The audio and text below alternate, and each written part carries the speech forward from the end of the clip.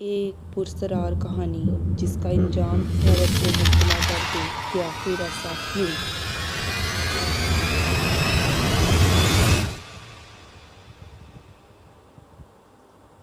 کچھ واقعات ایسے ہوتے ہیں جو ہمیشہ کے لیے ہمارے ذہن پر اپنے نقوش چھوڑ جاتے ہیں اور ہم ہمیشہ ان واقعات کو یاد کرتے ہوئے اس کشمکش میں مبتلا ہو جاتے ہیں کہ آخر ایسا کیوں ہوا۔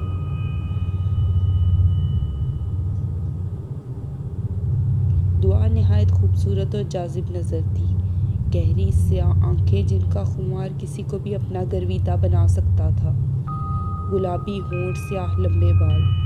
وہ میری بچپن کی سہیلی تھی، گھر بھی ساتھ ہونے کی بدولت سارا بچپن ایک ساتھ گزرا تھا۔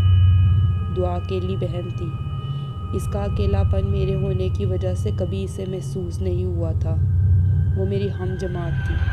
دعا کے والد صاحب ایک سرکاری اسکول میں استاد تھے اور اس کی والدہ لیڈی ہیلتھ ورکر تھی۔ اس کے گھر میں پڑھائی کا خاصا رجحان تھا اور اس لیے وہ مجھ سے پڑھائی میں خاصی اچھی تھی۔ اس کے والدین اس کی پڑھائی پر خاص توجہ دیتے، جبکہ اس کے برعکس میرے گھر کا ماحول خاصا پسماندہ تھا۔ پڑھائی لکھائی کا زیادہ رجحان نہیں تھا۔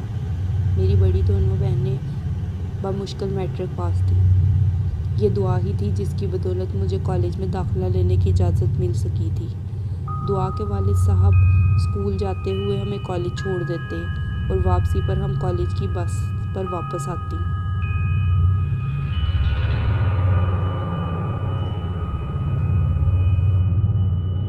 میرے والد صاحب کاشتکار تھے اور قریبی گاؤں میں زمینوں کی دیکھ بھال کرتے تھے، جبکہ میری والدہ گھریلو خاتون تھی۔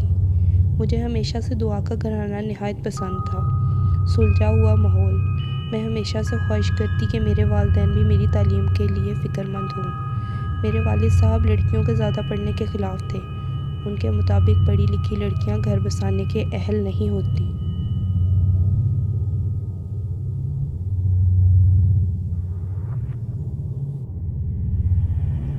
مجھے دعا کے گھر کا ماحول بہت پسند تھا۔ میں ہمیشہ خواہش کرتی کہ میرے والدین بھی پڑھے لکھے ہوں اور یوں ہی میری پڑھائی کے بارے میں فکر مند ہوں۔ میں ہر بات میں اپنا موازنہ دعا سے کرتی۔ شکل و صورت میں بھی میرا دعا سے کوئی موازنہ نہیں تھا۔ میں گندمی رنگت اور معقول ہوش رکھنے والی ایک درمیانہ قد لڑکی تھی، لیکن میرا اور دعا کے درمیان حسد جیسا عنصر موجود نہیں تھا۔ ہمیشہ اپنی دوست کی خوبصورتی کو بیان کر کے فخر محسوس کرتی اور دعا نے بھی کبھی مجھے یہ محسوس نہیں ہونے دیا تھا کہ میں کسی طور بھی اس سے کم ہوں۔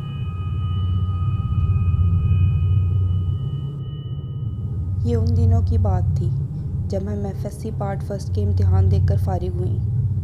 گندم کی کٹائی کا موسم تھا۔ میری والدہ گاؤں جانے کی تیاری کر رہی تھی۔ وہ ہر سال گندم کی کٹائی سے پہلے گاؤں چلی جاتی، کیونکہ کاشتکاروں کے لیے یہ بہت اہم موقع ہوتا ہے، جب سارے رشتہ داروں کو بلا کر گندم بانٹی جاتی ہے اور میلوں کا انعقاد کیا جاتا ہے۔ کاشتکاروں کے لیے یہ ایک خوشی کا موقع ہوتا ہے جب ان کے ہاتھوں سے لگائی گئی فصل پک کر تیار ہو جاتی ہے، اور والدہ مجھے ساتھ لے جانے پر بضد تھیں، جبکہ دعا سے دوری کا خیال مجھے بے چین کر رہا تھا۔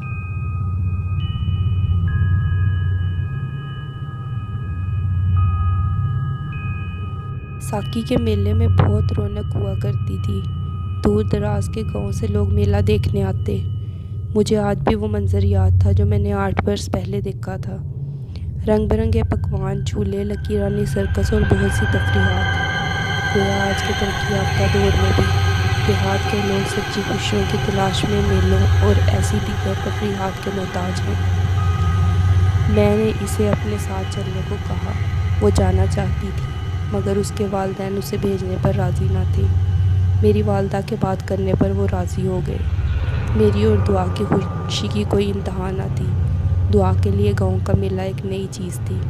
وہ خاصی پرجوش تھی، مگر ہم دونوں اس بات سے ناآشنا تھیں کہ یہ خوشیاں ہمارے لیے کتنا بڑا طوفان لے کر آنے والی تھیں، جس میں ہم دونوں کی زندگی بدل دی۔